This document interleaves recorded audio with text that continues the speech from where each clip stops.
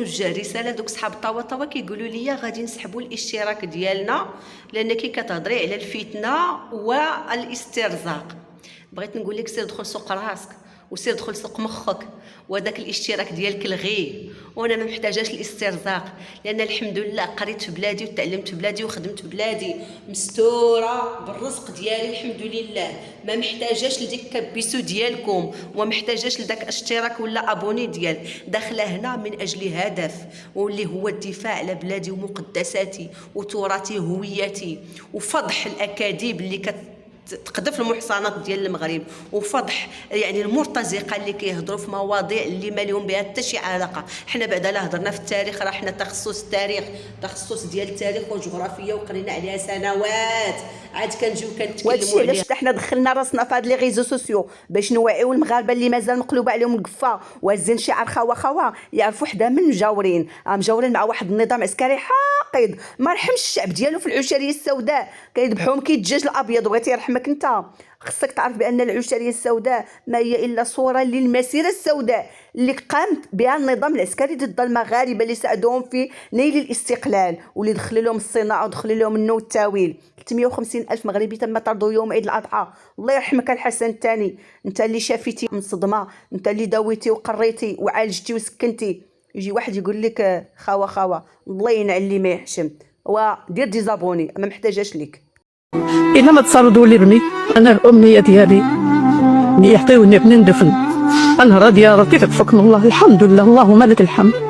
وأنا خوتي، أنا قلت لك خوتي مسن الجزائريين إذا كيشوفوني يرحموني ويعطوني بني ندفنو، يعطوني ندفنو ونمشي نتخنق بيا، نمشي القبر ديالو نزورو ونجلس قدامه ونقول أنا بني عندي مدفوني. لا جيبوا لنا ندفنو صافي، جيبوا لي منين ندفنو صافي، هذا اللي كنطلب عليه. الجزائر الله يرحم والدي، جيبوا لي بني نترحم عليه وندفنو قدامي ونترحم عليه ونهدر معاه في القبر، انا كنحلمو بزاف. الله يرحمه ويوسع عليه ويرحم جميع أمة المسلمين أجمعين. فكرني غير في شهداء السعيدية اللي تهما تعرضوا إلى التنكيل. هادشي ما كديروش إسبانيا المسيحية، فما بالك بهؤلاء؟ ويكفي أنهم طردوا المغاربة يوم عيد الأضحى وهو يوم كبير عند الله. هادشي ما داروش حتى اليهود، ما داروش بالفلسطينيين، فما بالك مع من حشرنا الله بالجوار.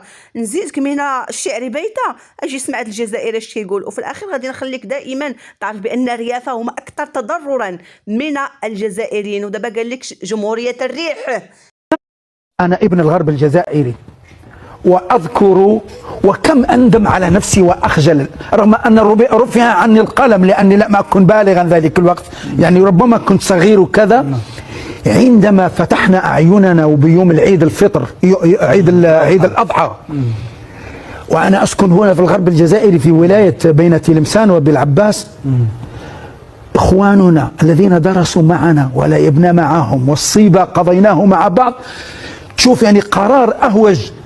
صلينا الصبح فإذا بسيارات الجيش وسيارات الدرك الوطني تدق الأبواب على الجزائريين. هذو بالنسبة لنا جزائريين، نحكي عن المغاربة أنت اللي عشت هناك. بعدين احنا عرفنا هذو أنه مغاربة، ما عمرنا ما كنا نعرف أن هذو مغاربة. البشير والدرويش وقويدر وعمي المعراج، يعني تخيل انت الصدمه النفسيه اللي لحد الان مش قادر نستيقظ منها. لانه الوعي كان قليل، كنا نصفق للدوله. وعلاش تاخذوا واحده اسمها يعني عمتي الزكراويه، كنا نسميها خالتي الزكراويه، والله خلت العيد معلق. العيد خلوهم بالقوه، خلوهم بالقوه ويرمي في الشاحنه. طيب هذا الرجل يقول لك انا ما نعرفش المغرب. يا جماعه لا، ابوك انت اصلا مغربي. يا ودي انا مولود هنا في مباديس، مولود في تموشنت، مولود في سيدي بالعباس، مولود في تلمسان. انا هنا في هذه الزراعه وهذه التربه انا نشأت بها، اختلط روحي ودمي بها. كيف تطردونني؟ العقليه المعفنه، العقليه الراي الواحد، لا حقوق انسان، لا مراعاه لتعاليم المصطفى صلى الله عليه وسلم. فانا اذكر والتاريخ نتاع الجزائر معنا حنا اسود، معنا حنا الناس بالمنطقه ديال الشمال، الناس ديال الريف اسود. وعبد الكريم الخطابي في رساله شهيره لكم عبر عن استيائه واشمئزازه من الخيانة نتاعتكم.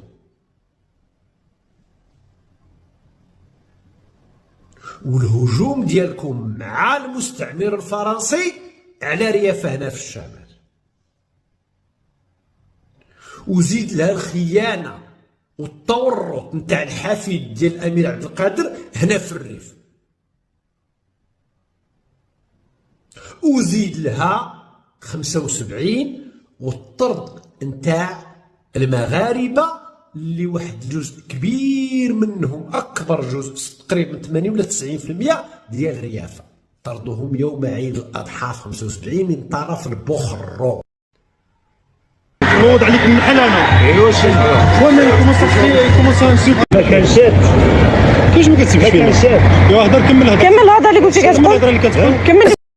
تحيه كبيره لسي ابراهيم الغوتي، هذا الراجل الشهم اللي دوز نصف عمره بالجزائر واللي كيعرفوهم مزيان اشنو كيسواو، كيأكد لنا بانه ما تعطيش القيمه للكرغولي، داكشي ديال خوا ما ينفعش معهم. الكرغولي كيحترم اللي كيقمعوا، اللي كيعطيه العصا على راسو، اما ملي كتعطيه قيمه قال لك بان الكرغولي ملي كتعطيه قيمه كيعتبر راسو شيكور وكيتصارع عليك. المغرب راه علمهم الحياه، راه المغرب هو اللي علمهم، المغرب هو اللي رباهم نساء ورجال.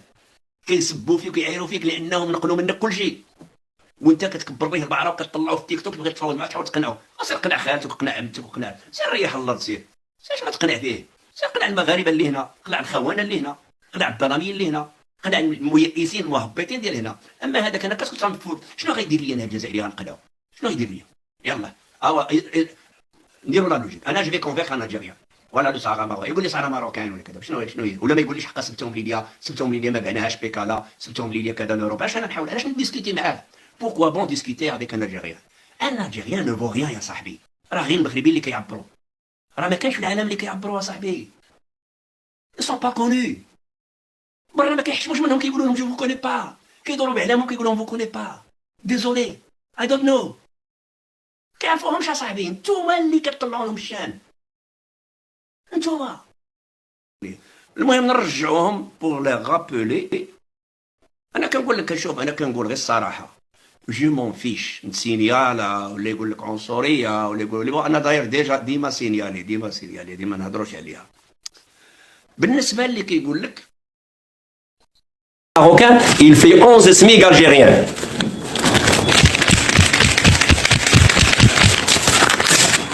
سمعتي؟ لو سميك marocain il fait 11 SMIC algériens.